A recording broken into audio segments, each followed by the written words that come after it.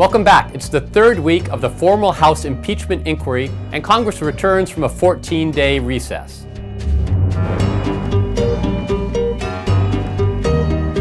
I didn't do it. There was no quid-pro-quo.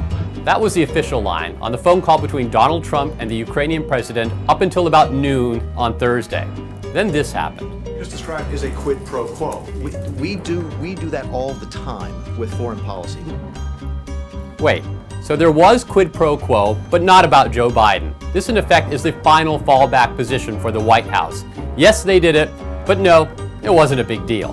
Up until now, much of the attention this week had been paid to this man, Rudy Giuliani, the former mayor of New York and Donald Trump's unpaid personal lawyer. Last Friday, two Rudy Giuliani business associates, Igor Fruman and Lev Parnas, were arrested on campaign violations while trying to flee the country. These two Soviet-born U.S. citizens were accused of illegally funneling foreign campaign donations to Republican candidates and committees and trying to influence U.S. foreign policy towards Ukraine. Rudy Giuliani is accused of pressuring the Ukrainian government into opening an investigation into one of Donald Trump's political rivals, Democrat Joe Biden. It's at the heart of the House impeachment inquiry and one of the main reasons why Democrats have issued subpoenas for Giuliani's documents. Trump's administration isn't complying with the impeachment inquiry. Giuliani is following suit and refusing requests for more information. And he's not the only one. Vice President Mike Pence is also rebuffing congressional subpoenas, saying the investigation is invalid. You want a subpoena? Here you go, take them like they're cookies.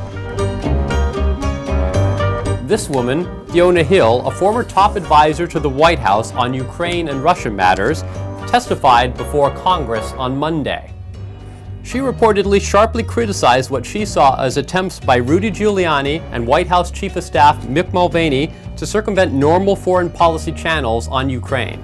She told investigators that John Bolton, the then National Security Advisor, went so far as to call Giuliani a hand grenade that would blow everyone up. There are more current government employees testifying before Congress this week.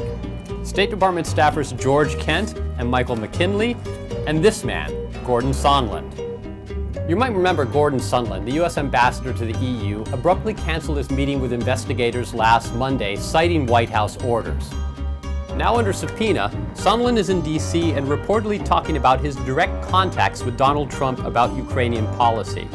Hill said she was worried about Sondland's lack of experience with diplomacy, saying that he posed a national security threat.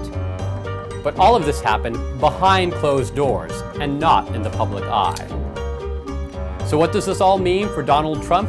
Well, this week the White House was left saying that, yeah, there was quid pro quo, but it wasn't that big a deal. And even though all of the testimony this week wasn't in public, it could be a sign that cracks are starting to form in the White House's attempts to block the inquiry.